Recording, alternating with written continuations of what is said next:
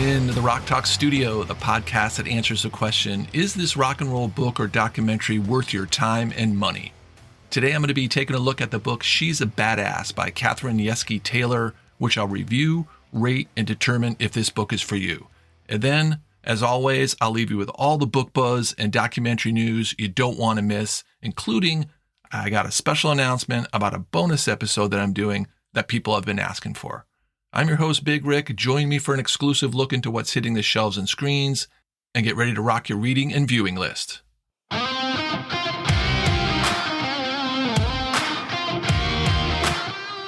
Today's spotlight title is the book She's a Badass, Women in Rock Shaping Feminism by Katherine Yeske Taylor. And Katherine was writing at an early age, very early age. I think she was 16 when she was writing in her high school newspaper.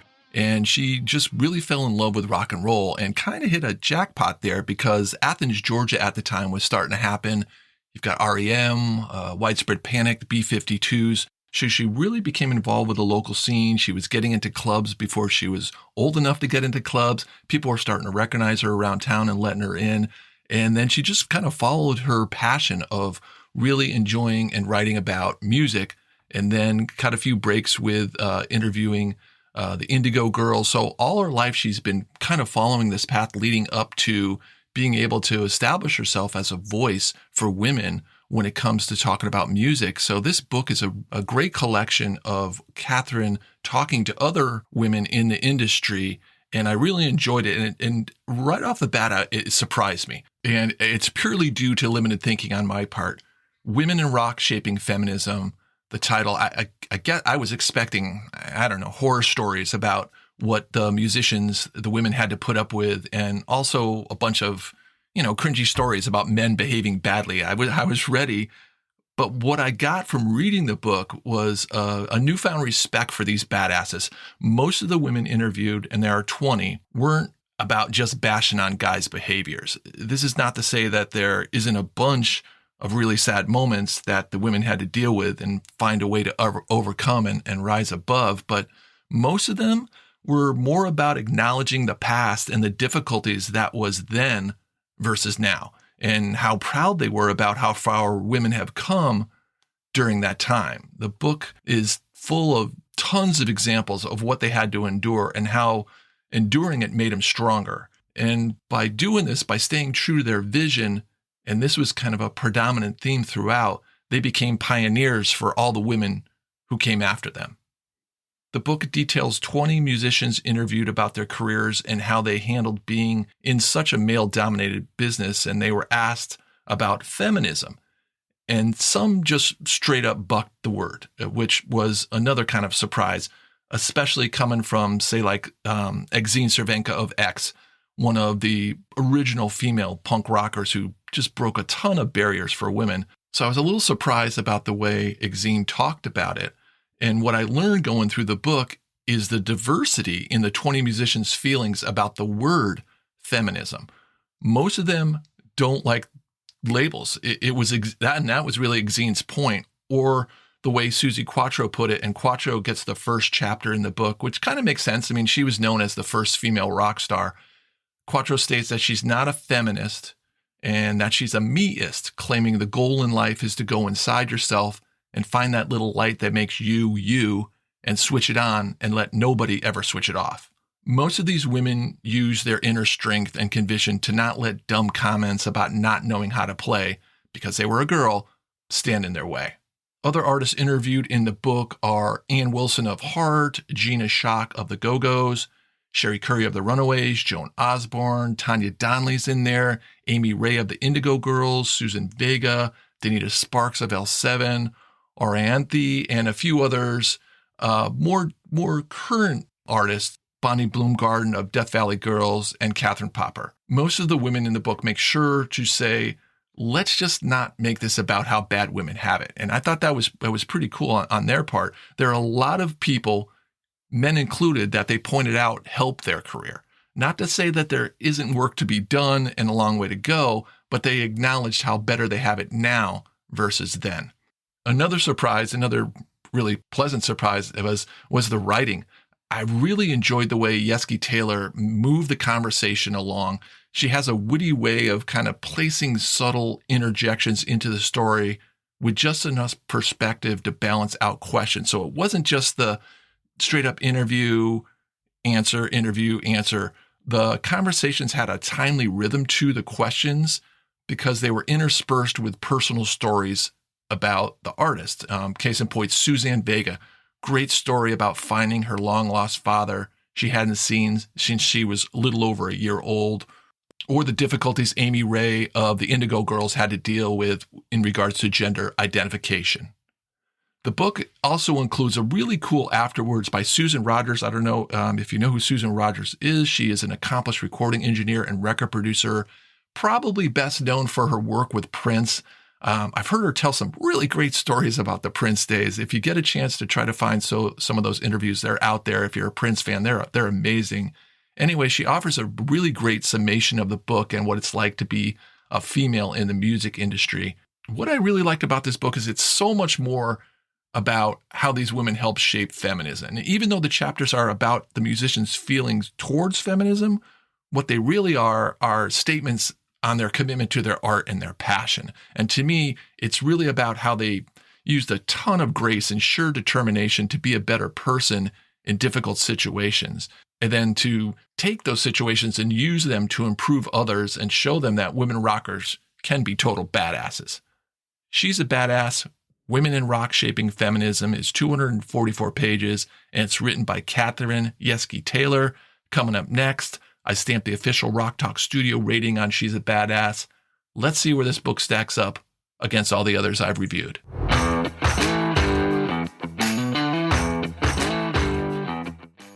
All right, let's stamp the official Rock Talk Studio rating on She's a Badass.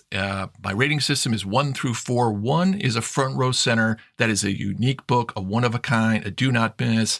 It's just one of those books you don't read a lot, comes around every now and then. So that's 1, front row center. 2 is a floor seat. That's a good book, highly recommended, very enjoyable read.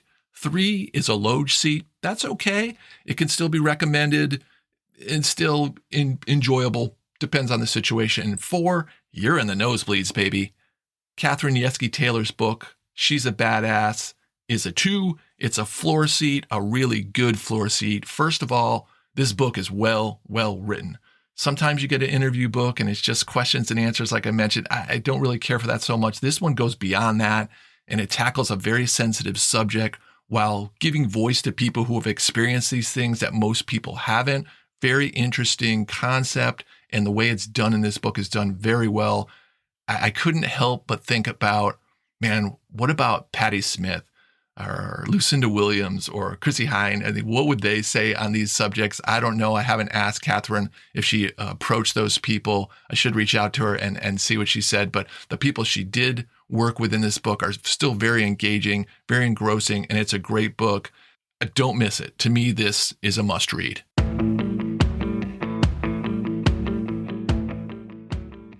All right, before we jump into all that juicy book buzz and documentary news, which is coming up next, I want to tell you about a podcast, a rock and roll podcast. If you're familiar with this podcast, you know this is a time where I do my little shout out to other podcasts, rock and roll podcasts that are out there. If you're new to the show, here's some podcasts that I listen to about rock and roll that I really enjoy. And this one's called Seeing Them Live.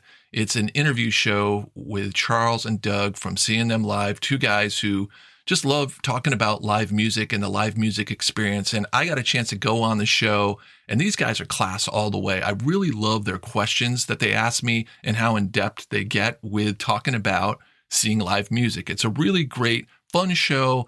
Here's their trailer. Let's take a listen to what they're up to.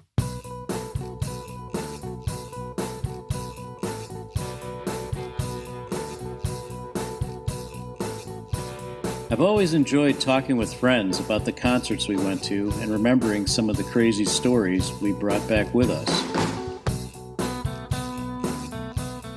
Seeing Them Live is a podcast featuring live music fans retelling their favorite concert stories. When I was 11, I went to my first concert with my mom to see the Eagles. From that point forward, and into the next 4 decades, I'd see lots of bands, and every now and then, something beyond the typical concert experience, would happen. Like when Mike Mills of REM asked if I would trade shirts with him after one of their concerts. Or when my friend's date decided she would rather hang out with Monster Magnet after the show than with us. Sometimes you get lucky and you're handed an Iron Maiden backstage pass just for the hell of it. And other times you're sitting at the bar with Rob Thomas just months before Matchbox 20 blows up. I love retelling these stories and sharing them with kindred spirits. Our musical tastes may differ, but the magic of live music is something all of us can relate to. Everyone has a concert story, and hopefully, one day, we'll hear yours.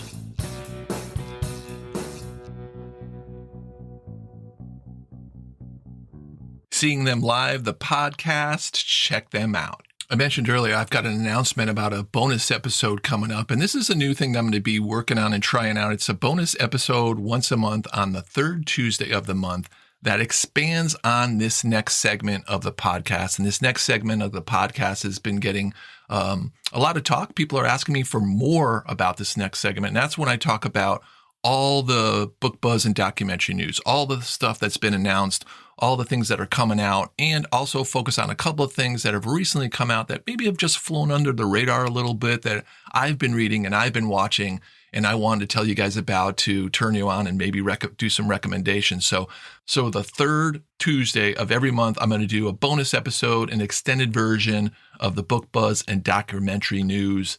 Let's kick off this month's book buzz and documentary news, and I'm going to start the show with a couple projects that I've read recently that have been out for a little while that kind of flew under the radar that I feel are worth a recommendation. One book especially, but this book also is good too, and it's a book by Tom Werman called Turn It Up. My time making hit records in the glory days of rock music. No doubt they were the glory days, 1970s.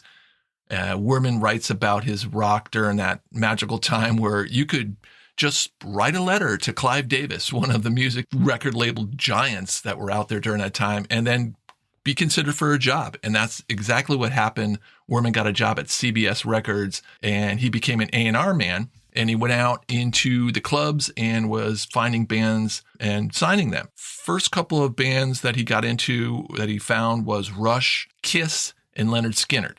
Took them back to the record label, and the label bosses passed on signing those bands. They didn't want them. So Werman's right off the bat kind of a little disillusioned by what's going on there when he brings these, huge bands. I mean, imagine if he just signed those three bands. Rush, Kiss, and Skynyrd would be enough to make anyone's career. But what I like about the book was it puts you in the trenches and it shows you behind the scenes of what's going on and gives you kind of a good inside look into, all the wild egos, the crazy business deals, and the creative method used in a recording studio. And that's where he kind of graduated to. He became a producer for huge hits. He produced Motley Crue's Girls, Girls, Girls record, Cheap Trick's Dream Police and Heaven Tonight, Ted Nugent's first album and the Free For All album, the Molly Hatchet albums, the first album and Flirting with Disaster, Twisted Sister Stay Hungry. So he was involved with a lot of big records during that time. The book kind of takes you back and looks at what it was like working in the music industry in the 70s and 80s. Werman's life and the book are great. Just snapshots of the time. And it's interesting to read if you're looking for stories from that time, especially if you're interested in some of those artists that he worked with. Okay, this next book, wow. Drums and Demons, The Tragic Life of Jim Gordon. And if you don't know the story of Jim Gordon, this is an intense, it's a heavy tale. I've never read a rock and roll book this shocking and sad. Gorman was the go-to guy for when you needed a drummer in the 70s and 80s. And he played on just so many sessions and drummed on so many timeless records. He worked with Zappa, Clapton, John Lennon, Jackson Browne, Crosby, Stills, and Nash. He was the drummer for Derek and the Dominoes. He was the drummer on the Mad Dogs and the Englishmen tour. He was in that band. He was the drummer. He did the drums on Beach Boys' Good Vibrations. He was probably the best session drummer at that time. Unfortunately, though, he had major mental health issues that caused him to start hearing voices in his head, and he basically just put a mask on and went to work for years. And I've got to give huge props to the author Joel Selvin, who put this book together. The amount of details is amazing.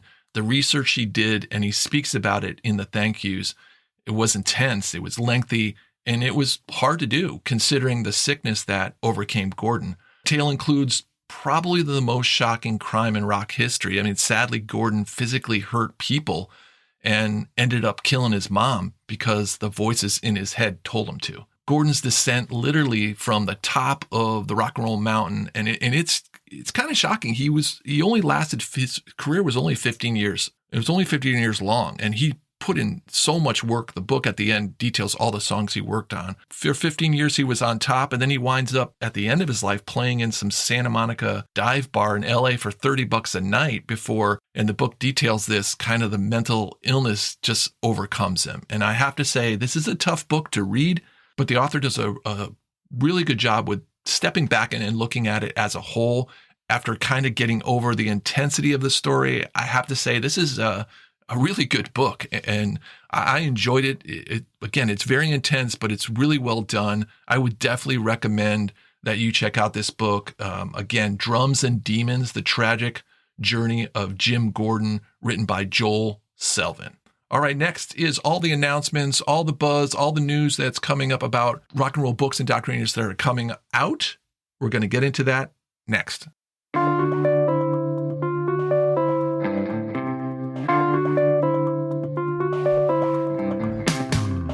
Okay, let's jump into all the announcements, all the new stuff that's coming out. And again, I'm blown away. There's so much, so many new projects are being announced. It's pretty much why I'm doing that bonus episode. Remember, the third Tuesday of the month will be a bonus episode about more book buzz and documentary news. Let's start this month off with one that caught my eye right off the bat, and that's a new book coming out about Christine McVie. It's entitled Songbird. It's being released June 20th. It's 352 pages, and it's written by Lesley-Ann Jones, who was a friend of McVie. She was also a childhood friend of David Bowie, which I thought was pretty cool. She's also a best-selling author of the book Who Killed John Lennon. She's written books about the Stones, about Freddie Mercury, and David Bowie. I don't really know of any other book. I can't remember any other book about just Christine McVie. And there's books about Fleetwood Mac. I remember the Mick Fleetwood book. So I'm interested in learning more about her, and we'll definitely pick this one up when it comes out. Another book that was just released is an Alice Cooper book. It's called Starring Alice Cooper, and that comes out in the end of May. 400 pages of rare photos, pictures of personal items, essay on Cooper's career. The book features passages from a bunch of different writers and an exclusive introduction by Alice fan Neil Gaiman. That's a new book about Alice Cooper, starring Alice Cooper. South by Southwest is become a place, well, I remember it used to be all about the music. Now it's more of a cultural thing, more of a media thing, but it's also become a yearly place where new documentaries and new books are introduced. And this year there was a whopper. I mean, there are some really great documentaries that just came out and were announced at South by Southwest. I'm going to talk about three of them. The first one is called Eno, about Brian Eno, which is compiled from hundreds of hours of video footage, 500 hours with music and interviews exploring Eno's music, his art, and his ideas, and looks at his creative process. And like Eno's pioneering ways, this film is the first ever to use a custom AI-generated engine that selects footage and changes the edits so the film is different every time it's shown. It's probably be pretty cool if you're seeing it in the theater. But unfortunately, I don't know how this is going to translate if you're just going to be streaming it. So if you're a big Eno fan, it sounds like trying to catch it in the theater would be the best experience because you're going to see a different film every time. I mean, Eno has worked with such huge talent, so this should be really interesting. I mean, Roxy Music, Bowie, Talking Heads, U2, Devo, just off the top of my head, a few names. So a lot of the people he work with are great artists and should be an interesting documentary. And Eno himself is a pretty unique guy. So this comes out on April 19th. Next up is a Black Keys documentary called This Is a Film About the Black Keys. And the producer was quoted with saying, when you start off a film like this, you're always concerned. Are they going to spill the beans? But on day one, I interviewed Patrick from the Black Keys and thought, wow, we're going to have a film here. I didn't realize that there was a time that these guys didn't speak together for 3 years. I'm a fan of their music, so I look forward to learning more about them. I don't have a release date. They haven't announced a release date for theaters or streaming just yet. On that one, I'll follow up with everyone when I get a release date. The third and final documentary announced at South by Southwest is Lola, the story of Lollapalooza. It's a documentary that delves into the roots and movements behind the music festival. Lollapalooza started in 71 and was really set up as kind of like the last shows for Perry Farrell and Jane's Addiction. And since that time, it has grown, and it's a huge festival and showcased tons and tons of talent. I think this one could be a great doc. There is so much history and iconic performances to pull from that could make this really special. If you want more news and an extended version of talking about what's coming out, remember the bonus episode will be the third Tuesday of the month, where I'm going to expand on what's coming out, what's new. I hope to see you there.